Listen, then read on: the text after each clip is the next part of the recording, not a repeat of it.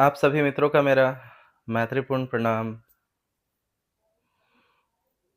साथियों, आज हम एक ऐसे व्यक्ति के ऊपर, ऐसे बुद्ध पुरुष जो असल में अहिंसावादी थे, आज उनके ऊपर हम कुछ बातें करना चाहेंगे आपसे।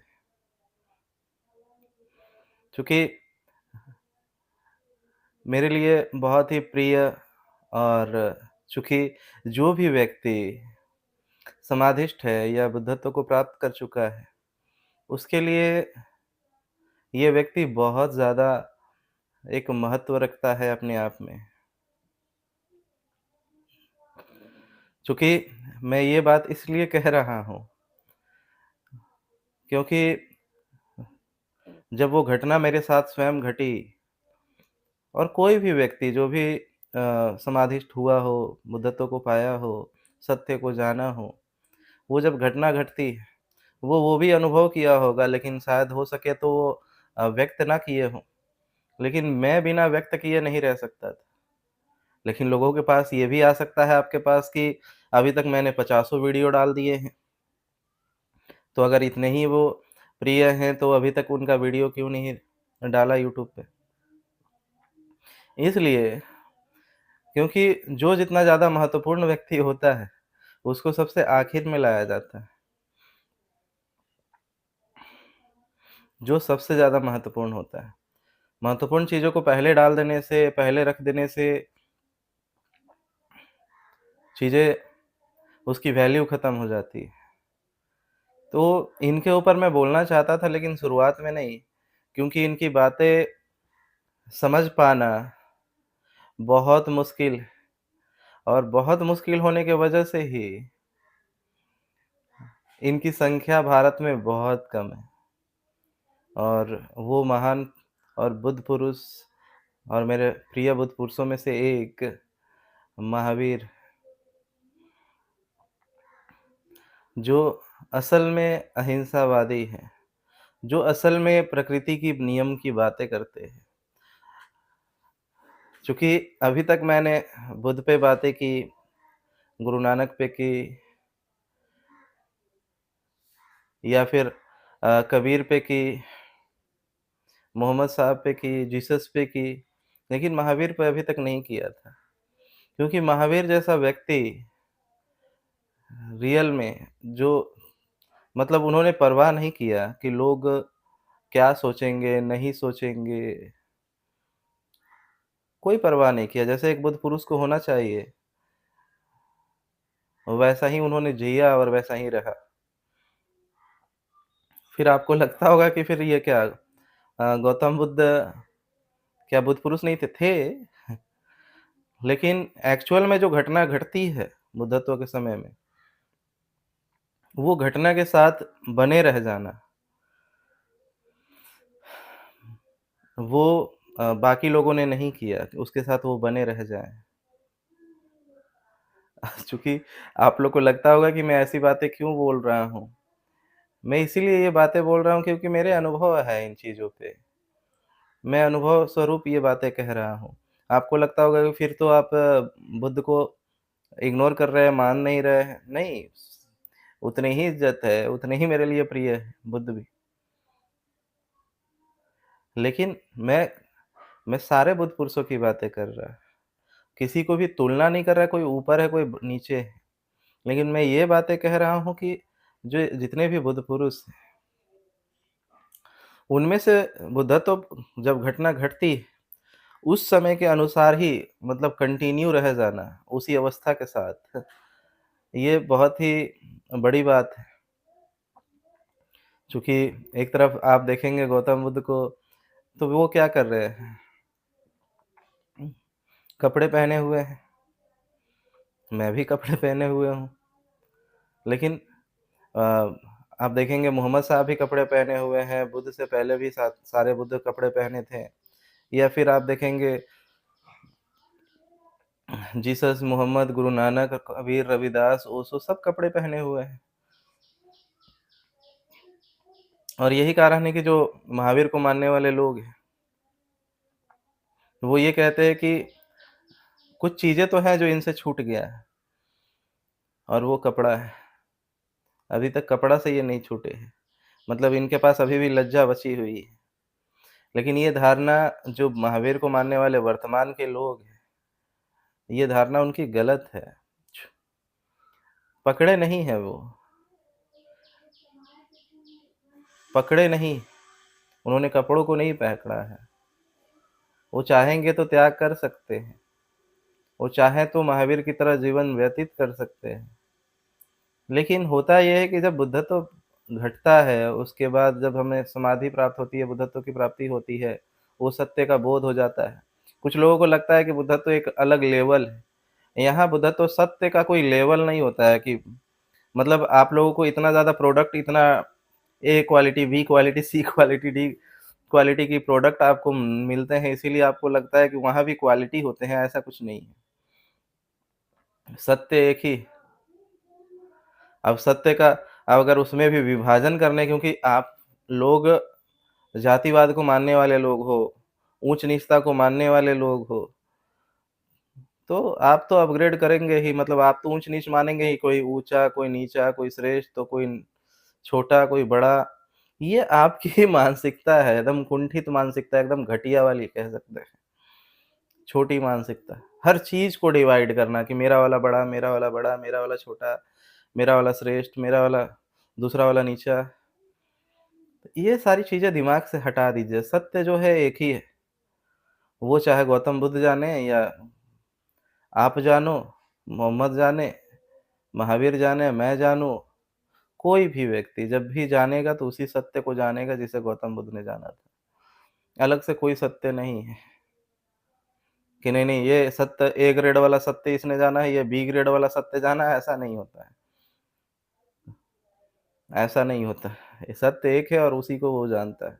हाँ, व्याख्या करने वालों में आप ए ग्रेड, बी ग्रेड कर सकते हो कि इसने अच्छी से व्याख्या की। लेकिन व्याख्या करना कौन-सी बड़ी बात है? व्याख्या कर देने से क्या हो जाने वाला है? निःशब्द को शब्दों में डालने की चीज़ है कला। ये सत्य थोड़ी है, जो शब्द है वो सत्य थोड़ी है। बुद्ध को बुद्धत्व प्राप्त हो रहा है तो वो वहाँ शब्द से थोड़ी ज्ञान प्राप्त हुआ। जैसे आप ऐसे कॉलेज में जाते हो, यूनिवर्सिटी में जाते हो और शब्दों को पढ़ते हो, उसे रटते हो, उसे दिमाग में डालते हो, तो क्या सोच रहे हो कि वो ज्ञान को उपलब्ध हुए थे तो कहीं और का ज्ञान उन्हें आ रहा था? वो किताब आया था आँख बंद में ही कि जैसे अभी डायरेक्ट एक गैजेट आता है जो आँख पे लगाते, उसपे हाथ डायरेक्ट उसको देख सकते हैं बिना हाथ का उपयोग किए हुए।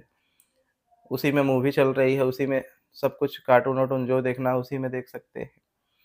तो ऐसा थोड़ी है कि हम आँख बंद किए और आगे में पेज चल रहा है, सब कुछ चल रहे है, ऐसा कुछ नहीं होता। फिर तो आ गया वही शब्द की बात है। वो मौन की भाषा है जिससे कि एक बुद्धत्व प्राप्त व्यक्ति प्रकृति से उन चीज़ों को जानता है और खुद से नहीं जानता है, वो प्रकृति ही जब हम ध्यान में बैठते हैं, बुद्धत्व प्राप्ति के तत्पश्चात भी, आप देखेंगे कि अधिकतर बुद्ध पुरुषों को वो उसके बाद भी ध्यान करते हैं। लेकिन बात आता है कि जब वो बुद्धत्व को प्राप्त कर चुके हैं, तो फिर ध्यान क्यों करते हैं? बुद्धत्व प्राप्ति के तत्पश्चात वे ध्यान इसलिए नहीं करते क्योंकि उनको अब ध्यान की ज़रूरत है। ध्यान के प्रयोग बुद्धत्व प्राप्ति के पश्चात भी 2 तरीकों से, 2 कारणों से होता है। एक तो जिस तरीके से चेतना को निर्मल नहाने के लिए, जैसे हम नहाते हैं शरीर को धोने के लिए, क्योंकि आप कोई कृत्य करो या नहीं करो, आप घर में भी पड़े रहो दिन भर, उसके बावजूद भी देखेंगे कि शरीर में कहीं न कहीं से गंदगी लगी गई है। गंदगी नहीं लगती लेकिन मैल छूटने लगता है, तो नहाना पड़ता है। उसी तरीके से चेतना को भी, चूँकि ये चेतना को नहाने की ज़रूरत पड़ती है और नहाने के लिए ध्यान करना पड़ता है। तो बुद्ध पुरुष लोग बुद्धत्व प्राप्ति के तत्पश्चात भी वो ध्यान करते हैं ताकि नहाने वो ध्यान करना उनके लिए नहाने के बराबर है। चेतना को नहाना। क्योंकि वो दिन भर लोगों की बातें सुनते हैं, कुछ चीज़ें दृश्य देखते हैं, सुनते हैं, कहते हैं। इससे क्या होता है कि हमारे चित्त पे ये चीज़ें जाकर के प्रभाव डालती हैं। क्योंकि ये सारी चीज़ें व्यर्थ लगती हैं बुद्धत्व प्राप्ति के तत्पश्चात। तो वो ध्यान करके उसको हटाते हैं, उसे साफ करते हैं। ये एक चीज़। दूसरा, बुद्धत्व प्राप्ति के तत्पश्चात वो उसके बावजूद भी ध्यान करते इसलिए रहते हैं, ताकि उस मौन की भाषा में वो प्रकृति से बातें करते हैं। जैसे अगर आपने कोई सवाल किया, बहुत महत्वपूर्ण है, अभी एट अ टाइम वो चीज़ें सामने नहीं है, तो व्यक्ति उसे ध्यान के माध्यम से फिर वो जवाब, जो बहुत ज़्यादा जटिल जवाब होते हैं, ऐसे तो नॉर्मल जवाब इंसान जितने भी सवाल पूछते हैं उसके सारे जवाब बुद्ध-पुरुषों के पास होते हैं। लेकिन कभी-कभार ऐसी चीज़ें सिचुएशन आती है कि कुछ ऐसे-ऐसे विषय सामने आ जाते हैं जिसके बारे में हमने अपने लाइफ में कभी नहीं सुना हो, जो व्यक्ति बुद्धत्व को प्राप्त किया है। तो उसको लेकर के जब वो ध्यान करता है, उस विषय को लेकर के, तो फिर प्रकृति उस मौन की भाषा से उसको वो जवाब देती है, ध्यान के माध्यम से। तो इसलिए वो बुद्धत्व प्राप्ति के बाद भी दो लोग ध्यान करते हैं। तो बात यहाँ पे मैं ये बता रहा था कि चूँकि सारे बुद्ध पुरुष और एक तरफ महावीर, वो अंतर क्या है? अंतर बस इतना ही आता है कि जो महावीर है, बुद्धत्व जब घटित होता है, तो घटित होने के बाद जो चेंजिंगें आती, आपको लगता है कि अ, महावीर की अपनी एक मान्यता है कि वो नंगा घूमे, ऐसा नहीं है। कोई मान्यताएँ नहीं होती है, धारणा नहीं है, कोई संगठन नहीं है कि ड्रेस कोड चलाएँ। कुछ लोग कहते हैं चीवर पहन लिए हो ना, चीवर बहुत शक्तिशाली चीज़ है। चीवर को आप ड्रेस कोड कैसे कह सकते हो? यूनिफ़ॉर्म कैसे कह सकते हो? भाई यूनिफ़ॉर्म ही है, ड्रेस कोड ही है। बुद्ध के समय में हज़ारों आश्रम चल रहे थे, संघ चल रहे थे। उनसे डिफरेंट दिखना था, तो डिफरेंट ड्रेस कोड रख दिया। अभी यही जो मैंने पहन रखा है, ये भारतीय भिक्षुओं का ड्रेस कोड नहीं है, कलर नहीं है। डिज़ाइन वही है, कलर नहीं है। ये जो मैंने पहना है, ये बर्मा देश का ही, क्योंकि मैं बर्मा देश के साथ अ, वर्षावास में था, तो मुझे उन लोगों ने जो कपड़े दिए हैं, वही मेरे पास में है। तो मेरे पास 2-3 तरह के हैं, जो मैं पहनता हूँ। तो ये ड्रेस कोड के अलावा कुछ नहीं है, जब मैं कुछ नहीं था, उस समय भी पहन रहा था और आज कुछ हूँ, तो भी पहने हुए हूँ। तो ये ड्रेस कोड है, क्योंकि महावीर तो कोई ड्रेस नहीं पहनते हैं, कबीर तो चीवर नहीं पहनते, रविदास तो चीवर नहीं पहनते, गुरु नानक ने तो चीवर नहीं पहना था। इसका मतलब ये नहीं है कि वो बुद्धत्व नहीं है, वो बुद्धत्व को प्राप्त नहीं किया, उन्होंने सत्य को नहीं जाना। आपको बुरा लग सकता है कि बुद्धत्व उनके लिए क्यों कह रहे हो? चलो आपकी मान्यता, आप बुद्धत्व मत बोलो, हम एनलाइटमेंट तो कह सकते हैं ना, क्योंकि बुद्ध शब्द आपका है, एनलाइटमेंट शब्द तो आपका है नहीं। कि बौद्ध धर्म वाले लोगों ने बुद्धत्व शब्द का उपयोग किया है। चलो आप अपने पास रखो, उनको मैं एनलाइटमेंट पर्सन ही कह देता हूँ। ये शब्द आप अपना कॉपीराइट इस पे लगवा लो, लोगो कोर्ट में जा कर के, ताकि इस वर्ड का कोई और उपयोग ना कर सके। तो उसके जगह पे कोई और उपयोग होगा, परमहंस की अवस्था, इसीलिए तो परमहंस कहा गया, परमानंद की अवस्था कहा गया, समाधि की अवस्था कहा गया, सत्य का बोध, सच्चिदानंद शब्द का उपयोग किया गया, सच्चिदानंद। वो सच, सत्य, चित्त का और आनंद, इन 3 चीज़ों से बना हुआ है, क्योंकि जो मिलता है वो सत्य होता है, चित्त होता है, चेतना रूपी होता है, आनंदपूर्ण होता है, इसीलिए उसे सच्चिदानंद भी कहा जाता है। तो आप अपना कॉपीराइट लगवा कर के कोर्ट से रख लो, लेकिन इतना जान लो कि उन्होंने भी वही सत्य को जाना है, चाहे आप मानो या ना मानो। तो कपड़ों से कोई चीज़ें डिफरेंट नहीं होती है। तो महावीर ने तो कोई कपड़े ही नहीं पहने हैं। तो होता ये है, उस घटना के समय में जब बुद्धत्व घटित होता है, तो व्यक्तित्व पूरी तरीके से चेंज होता है। हम अपने आप को जब खाली करते हैं, जब तक जैसे मैं मुन्ना कुमार ध्रुव था, 9 सितंबर 2024 के पहले तक मैं मुन्ना कुमार ध्रुव था। मुन्ना कुमार ध्रुव का अचानक से, जैसे कहे बुद्ध का एग्ज़ाम्पल लेकर, गौतम बुद्ध का ही समझाएँ या महावीर का ही समझाएँ, तो सिद्धार्थ गौतम है। अब जिस दिन उनको बुद्धत्व प्राप्ति हुई, उस दिन होता क्या है? जब कोई व्यक्ति का बुद्धत्व घटना होता है, उस समय होता क्या है? उस समय प्रत्यक्ष तौर पे वो अनुभूति होती है कि ये व्यक्ति अब नहीं रहा। ये व्यक्ति वो अब वैसा नहीं है जैसे कि वो था। जैसे ही वो बुद्धत्व प्राप्ति होती है, वो अपने बॉडी से उसकी जो वो सिद्धार्थ गौतम वो उसमें से आउट हो जाता है क्योंकि उसकी मृत्यु हो जाती है। सिद्धार्थ गौतम मतलब वो व्यक्ति की बात नहीं कर रहा हूँ, वो व्यक्ति सिद्धार्थ गौतम नहीं है। सिद्धार्थ गौतम तो लोगों ने उसका नाम ले रखा है। वहाँ के उसके माता-पिता ने या फिर वहाँ के कुछ जो लोग नाम रखने आते थे, वे लोगों ने उनका नाम रखा था सिद्धार्थ गौतम। ये शरीर ये शरीर का नाम सिद्धार्थ गौतम किसी ने रख दिया, लेकिन ये सिद्धार्थ गौतम थोड़ी है। लोगों के द्वारा जो चीज़ें नाम दी गई हैं बस, एक पहचान के लिए, आइडेंटिफ़ाई के लिए, लेकिन हम वो सिद्धार्थ गौतम नहीं। जो सिद्धार्थ गौतम वो है जिस व्यक्तित्व को लोग जानते हैं कि ये व्यक्तित्व जो सिद्धार्थ गौतम नाम का व्यक्ति है वो ऐसा है, ऐसा, ऐसा, ऐसा, ऐसा है। तो ये व्यक्ति इस तरीके से होता है।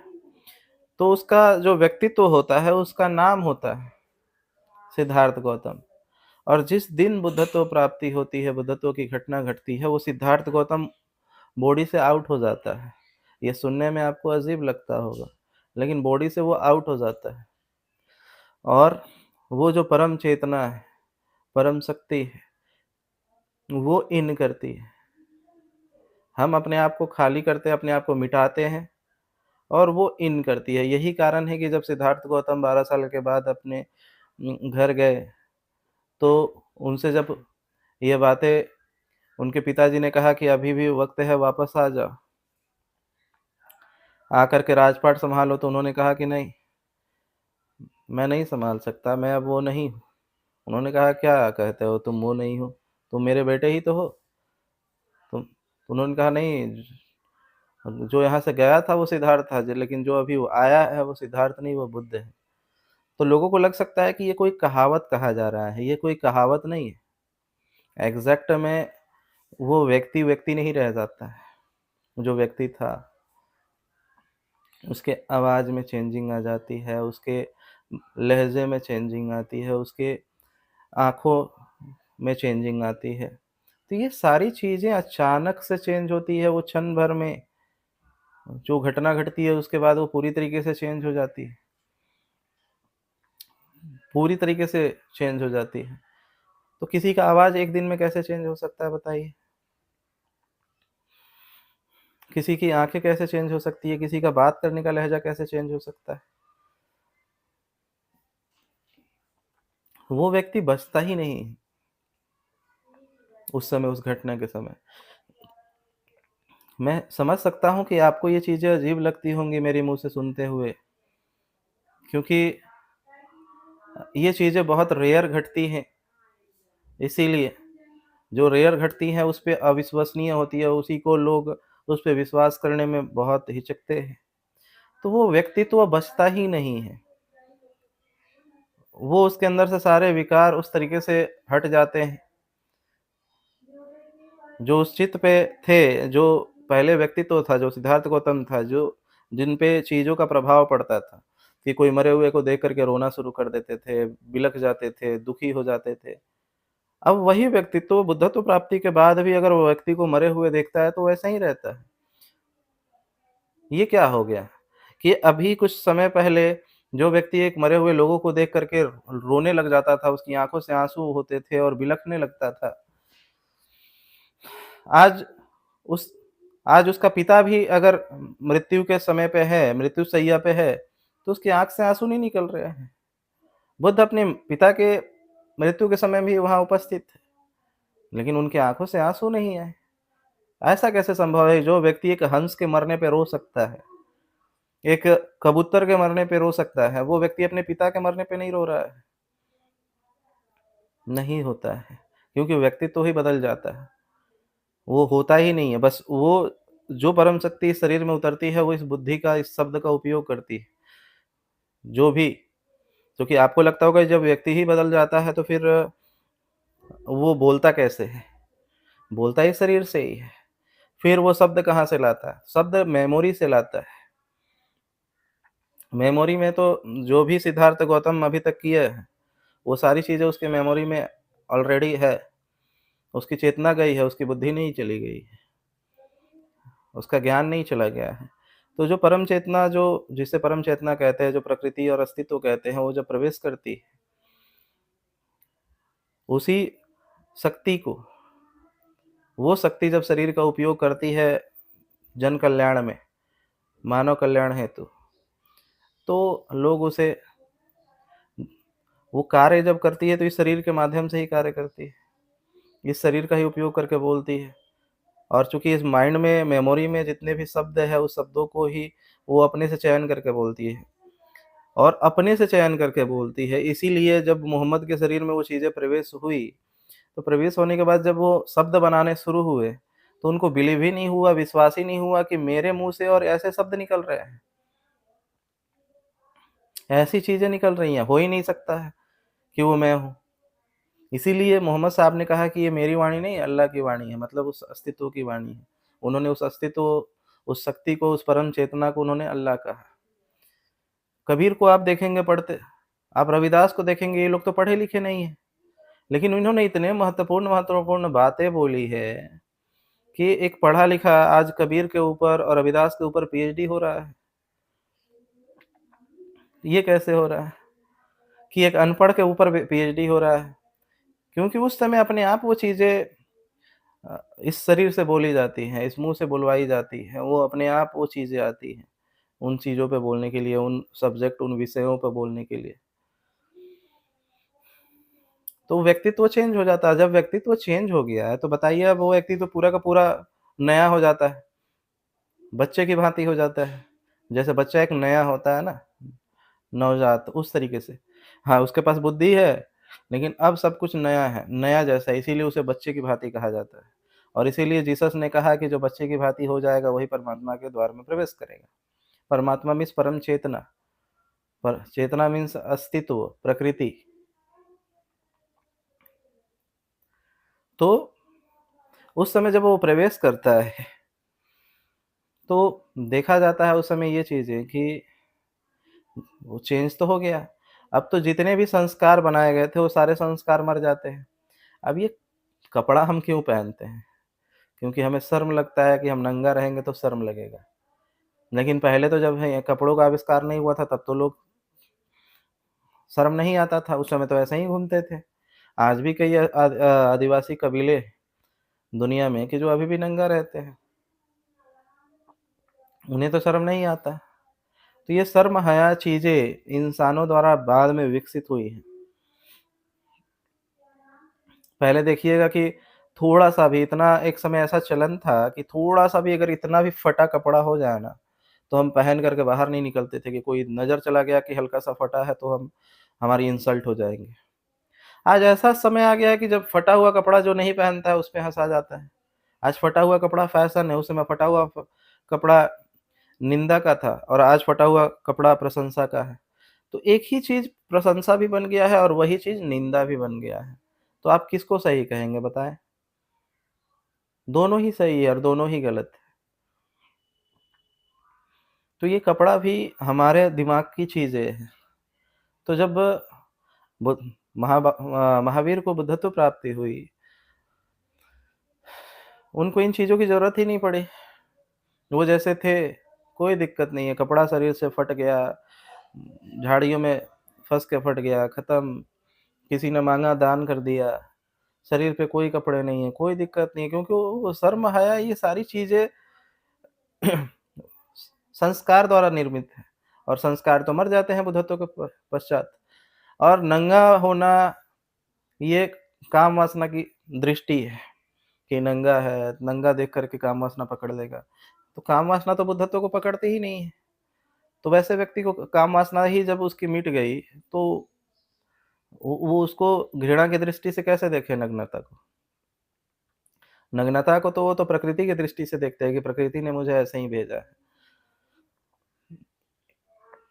लेकिन एक तरफ देखते हैं कि बुद्ध ने और बाकी सारे बुद्ध पुरुषों ने कपड़े पहने, मैंने भी कपड़े पहने। कपड़े पहनने का कारण ये है कि हम चाहते हैं कि हम लोगों तक पहुँचे। महावीर चाहते हैं कि प्रकृति ने जैसे ही मुझे रखा है, अगर ऐसे ही लोग स्वीकार करते हैं तो ठीक, नहीं तो फिर मुझे वैसे लोग जो अब कपड़े तक को पकड़े रहेंगे और जिनकी दृष्टि नग्नता को काम वासना की दृष्टि से देखती है, वैसे लोग तो कभी भी नहीं पहुँच सकते। ये इस पे तो मैं 100 एंड 200% दावा देता हूँ।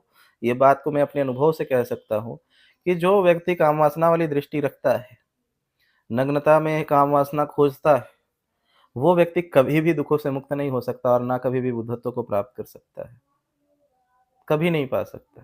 इसलिए महावीर ने छोड़ ही दिया कि जो व्यक्ति नग्नता से ऊपर उठे, ये नग्नता कहना भी गलत है। नग्न क्या होता है भाई? वो कोई ऐसी अवस्था थोड़ी है कि वो हो गया है, वो हुआ ही वैसे पैदा है। वो शरीर ही पैदा हुआ था उसी अवस्था में। वो कोई ढक कर आया था और उसको हटा दिया। नग्न करने का मतलब क्या होता है? कि उसने कपड़े पहने थे और उसे हटा करके उसे नंगा कर दिया। नहीं, वो पैदा ही वैसे हुआ था, प्रकृति ने भेजा ही वैसे था। तो वो सोचते हैं कि अगर मुझे कोई व्यक्ति ऐसे स्वीकार करे तो ठीक और नहीं स्वीकार करता है तो नहीं ठीक। लेकिन बाकी बुद्ध पुरुषों ने क्या सोचा कि नहीं, मुझे लोगों के मुताबिक चलना होगा। अब अगर बुद्ध कपड़ा पहन रहे हैं ना, तो आपके कारण पहन रहे हैं, वो अपने कारण नहीं पहन रहे। मोहम्मद अगर कपड़ा पहन रहे हैं तो आपके कारण पहन रहे हैं। जीसस, गुरु नानक, रविदास, कबीर, ओशो, मैं, जो भी बुद्ध पुरुष हैं और जो आने वाले हैं, जो भी पहले थे, वे अगर कपड़े पहन रहे हैं तो वो आपके कारण पहन रहे हैं, अपने कारण नहीं पहन रहे हैं। क्योंकि आप उनको अपने घर में प्रवेश नहीं करने देंगे। क्योंकि आपके पास काम वासना की दृष्टि है, आप काम वासना से ग्रसित हो, आपकी दृष्टि सिर्फ काम वासना पे जाती है, आपको डर है कि कोई व्यक्ति नग्न देख करके उसकी काम वासना जागृत हो जाएगी, वो या गंदा प्रभाव पड़ेगा उसके ऊपर। गंदा प्रभाव पड़ने का मतलब ही क्या है? नग्न व्यक्ति को से दूर भागने का मतलब ही क्या है? कि कोई व्यक्ति उसको देख करके आकर्षित ना हो जाए और उसके दिमाग में फिर काम वासना की ही चीज़ें ना चलते रहे, उन चीज़ों को देख करके। इसी चीज़ से तो डरते हो ना आप लोग।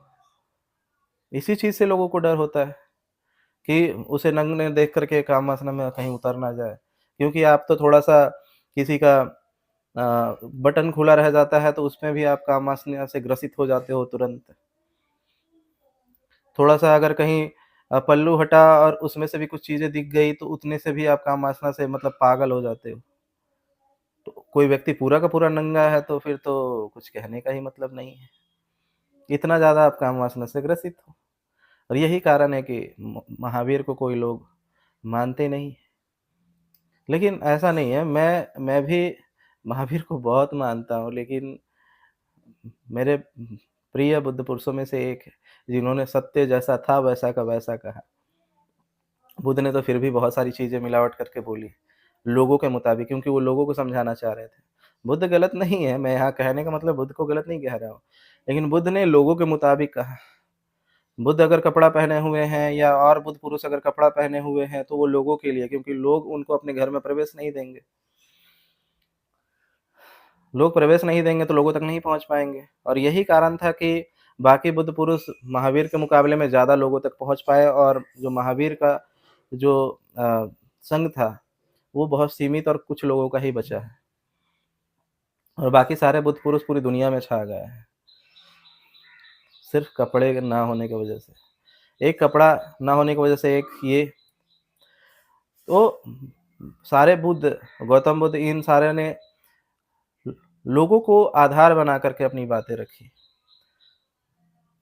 कि लोग कपड़े में देखना चाहते हैं, कपड़ा में रहूँगा तो ही घर में प्रवेश जाने देंगे या गाँव में घूमने देंगे। अगर लोगों के लिए बात ना करूँ तो फिर वो मेरी बातें नहीं सुनेंगे।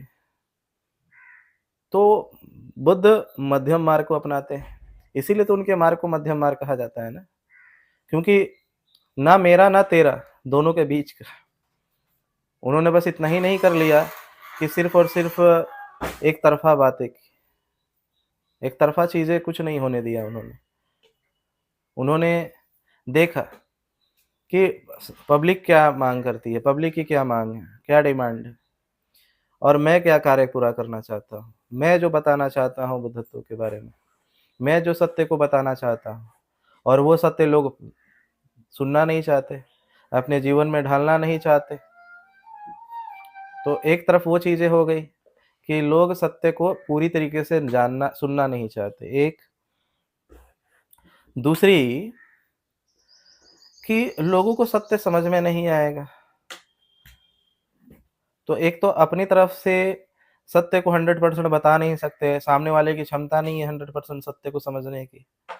तो लोगों को जो समझ में आता है, वो एक। तो लोगों को जो समझ में आता है, उनमें से उन्होंने 50% उठा लिया और जो उनकी अपनी सत्य थी चीज़ें थी, उसे 50% डाल दिया। तो ना मेरा पूरा, ना तेरा पूरा। ना जिस लोगों से वो बात करने जाते थे, उस जनता से और व्यक्तियों से, तो वो सत्य की बातें नहीं करते थे। उनमें सत्य पूरा नहीं होता था। एक तो सत्य पूरा हो भी नहीं सकता। लेकिन मध्यम मार्ग में तो 50-50 होता है। 50% सही और 50% लोगों के अनुसार, लोगों को अच्छा लगे इसलिए। और इसीलिए बुद्ध का धर्म सबसे ज़्यादा फैला लोगों के बीच। क्योंकि वो 50% लोगों के अनुसार बातें कर रहे हैं। इसीलिए लोगों को लगता है कि बुद्ध बड़े अच्छे हैं। भाई बड़े अच्छे हैं, लेकिन वो तुम्हारे कारण बोल रहे हैं, तुम्हारी बुद्धि के कारण। क्योंकि अगर वो सत्य को जैसा है, अगर वैसा बोलना शुरू कर देना, तो अभी के अभी आप छोड़ दोगे बुद्ध को। तो उन्होंने मध्यम मार्ग निकाला, ना मेरा न तेरा, मेरे और तेरे के बीच की, आपके और मेरे। बुद्ध ने देखा कि लोगों के और मेरे बीच की रास्ता निकालना होगा। मैं जहाँ तक पहुँच सकता हूँ और वो मेरे तक जहाँ तक समझने की कोशिश कर सकते हैं, मुझे समझ सकते हैं, उस स्थिति पे जाकर के मैं उनसे बातें करूँ। तो उन्होंने उन्हीं चीज़ों पे बातें किया और लोगों को समझाया। लोगों से बातें की, समझाया, तो लोगों को बड़ा अच्छा लगा। अरे चलो, पूरी तरीके से मेरी बातों को नहीं नकार रहा है, पूरी तरीके से हमारी धारणाओं को नहीं तोड़ रहा है। बुद्ध पूरी तरीके से हमारी धारणाओं को नहीं तोड़ते हैं, पूरी तरीके से नहीं तोड़ते। वो वैसे व्यक्ति है जो डायरेक्ट दवा को नहीं खिलाते हैं। वो दवा के ऊपर में वो कहते हैं ना, मिल्क की गोलियाँ, मिल्क पाउडर मिलाया जाता है। कड़वी गोलियों के ऊपर मिल्क पाउडर मिलाया जाता है ताकि वो मीठी लगे ऊपर से, लेकिन अंदर कड़वी हो। तो इस तरीके से वो कड़वी गोलियों को मीठी गोलियों के लेयर ऊपर से लगा करके वो डालते हैं। मतलब अपना सत्यता को, जो सत्य कड़वा है, उसको लोगों के जो अच्छा लगने वाली जो बातें हैं, उसके आधार पे उन शब्दों का उपयोग करके अपनी कड़वी चीज़ों को अंदर डालते हैं। बहुत बेहतरीन डॉक्टर है। लोगों के अनुसार तो बहुत बेहतरीन डॉक्टर है और दुनिया के सबसे बेहतरीन डॉक्टरों में से एक है गौतम बुद्ध। क्योंकि डॉक्टर की कला ही यही है कि ज़्यादा से ज़्यादा लोगों तक दवाइयों को पहुँचाना। लेकिन महावीर क्या कर रहे हैं? सत्य जैसा है, कड़वा है तो कड़वा है। तुम्हें खाना है तो खाओ, नहीं खाना तो मत। इसीलिए बुद्ध से अधिकतर लोग जुड़े और महावीर नहीं जुड़ पाए। बुद्ध पूरी दुनिया में फैल गए और महावीर नहीं फैल पाए। यही कारण था कि सत्य जैसा है, अगर कड़वा है तो आप कड़वा तरीके से ही एक्सेप्ट करो और पूरी पूरी कड़वी दवाई। क्योंकि अगर हम गोली को बनाने जाते हैं, तो अगर हमने उसमें मीठी कोटिंग करनी चाहिए, अगर मिल्क पाउडर की कोटिंग करने गए, तो हमें जो मेडिसिन है, उसकी क्वांटिटी थोड़ी घटानी पड़ेगी। क्योंकि टैबलेट अगर इतने ही साइज़ का बनाना है, कन्फर्म है इतना ही साइज़ का दवा बनाना है, और इतनी साइज़ में अगर हमने आपको ये देखा कि नहीं ये व्यक्ति को कड़वा है तो ये खाएगा नहीं, तो हम इसकी क्वांटिटी घटा करके, कड़वी दवाई की क्वांटिटी घटा करके, उसमें मिल्क की कोटिंग करते हैं। ऊपर से मिल्क लगा देते हैं, मिल्क पाउडर की, ताकि वो मीठी लगे और अंदर कड़वा हो। तो हमने थोड़ा-सा मटेरियल को कम कर दिया, अच्छी वाली चीज़ों की मटेरियल को कम कर दिया। लेकिन महावीर का कहना है ये गोली इतनी बड़ी है, मैं इसमें से कुछ भी नहीं निकालूँगा, क्योंकि ये पूरी गोली जब तक जाएगी नहीं तब तक तुम्हारी बीमारी ठीक नहीं होगी। वो पूरी बीमारी ठीक करने के चक्कर में है। बुद्ध चाह रहे हैं कि नहीं धीरे-धीरे बीमारी ठीक हो, महावीर चाह रहे नहीं पूरी बीमारी ठीक हो। तो महावीर क्या कहते हैं कि ये गोली जो है इसमें मैं कोई मिलावट नहीं करूँगा, इसमें कोई मैं मिल्क की कोटिंग नहीं करूँगा, मैं कोई चॉकलेट की कोटिंग नहीं करूँगा, कोई स्वीट्स कोटिंग नहीं करूँगा। मीठी चीज़ों की। अगर कड़वा है और तुम चाहते हो स्वस्थ होना, तो इस कड़वी दवा को तुम्हें खाना ही पड़ेगा। चाहो तो, ना चाहो तो, आपको खाना ही पड़ेगा। और नहीं खाना चाहते हैं, तो मैं आपको ठीक भी नहीं करना चाहता, क्योंकि धीरे-धीरे मुझे ठीक करना नहीं आता। मतलब आता नहीं मतलब मुझे नहीं करना है ऐसे लोगों को ठीक। तो यही कारण था कि महावीर जैसा सत्य था, जैसा का तैसा सामने-सामने रखने की कोशिश की।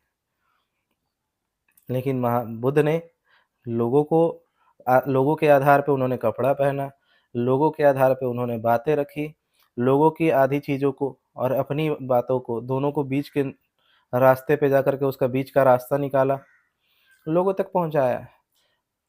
उन्होंने डायरेक्ट कहा भी नहीं कि हिंसा नहीं करनी है, इसलिए नहीं,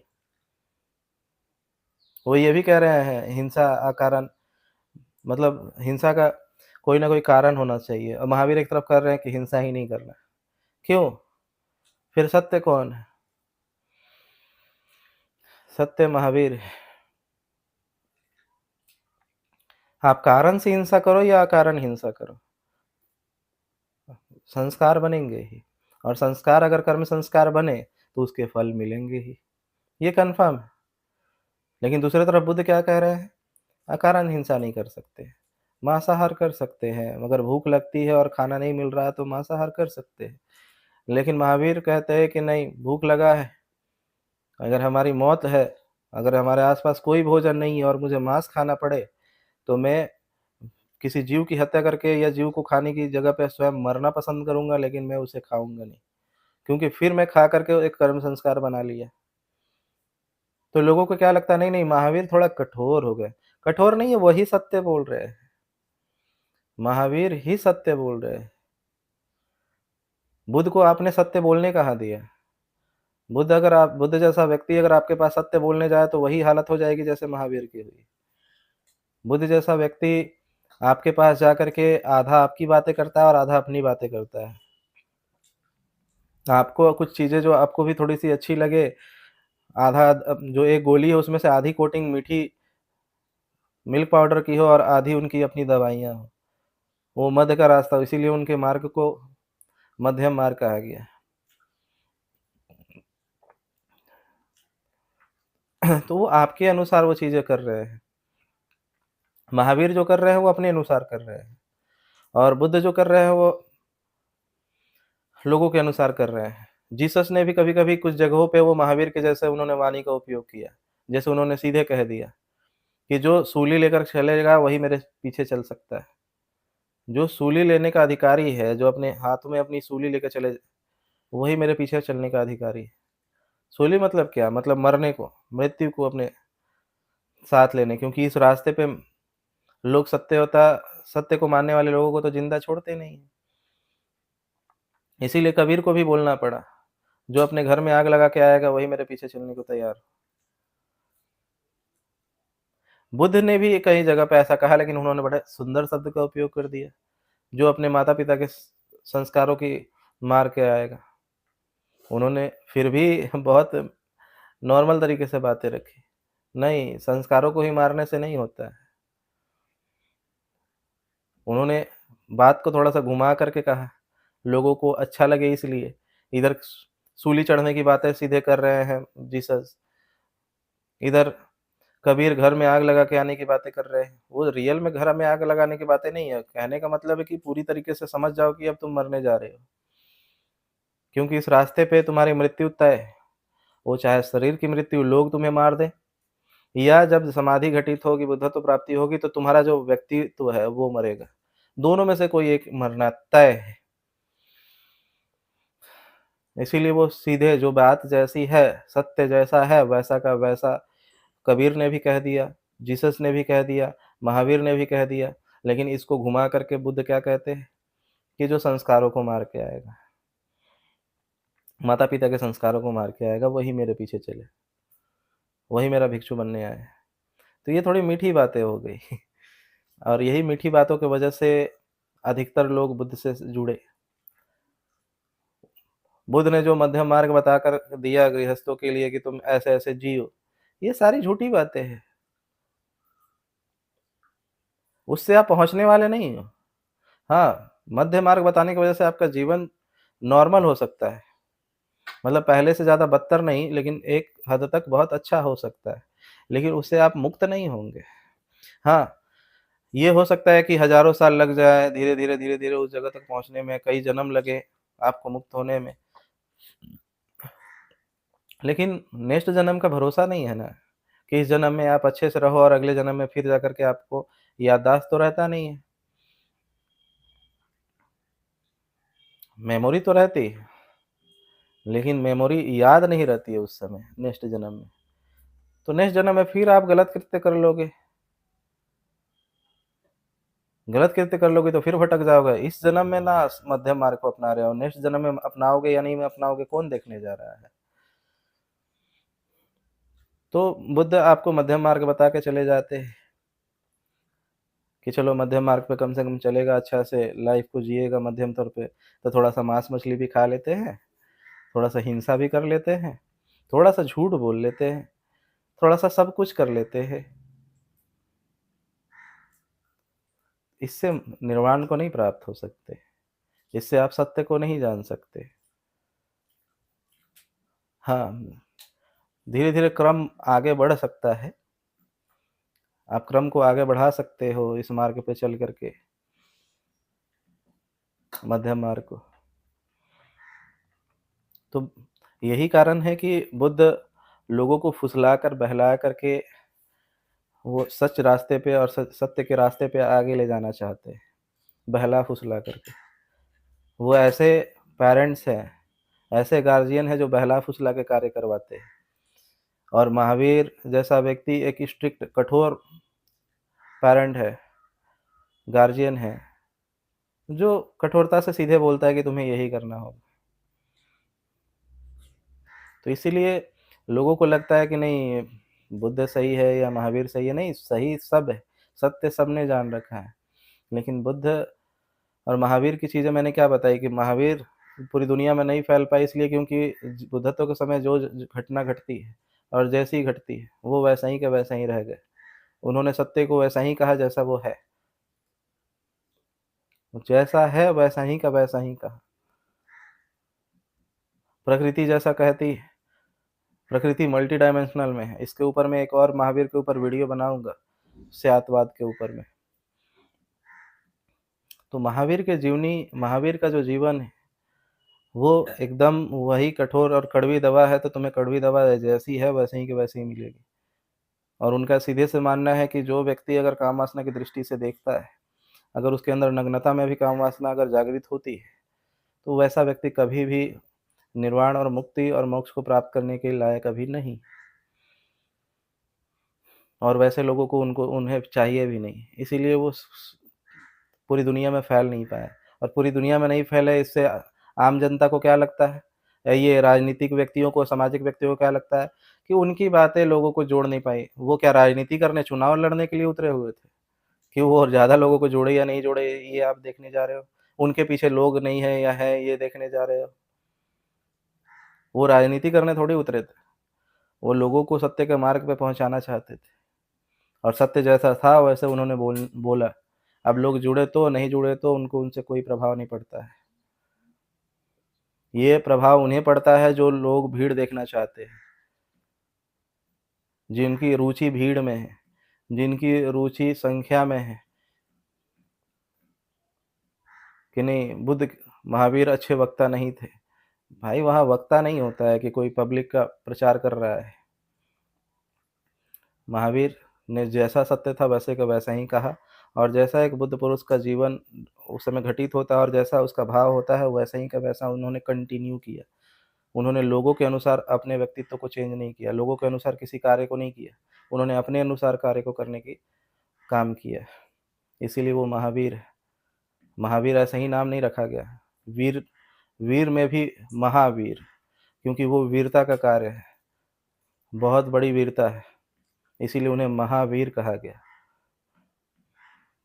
आप लोगों ने मेरी बातों को ध्यान से सुना, इसके लिए मैं आपका बहुत-बहुत अनुग्रहित हूँ। धन्यवाद।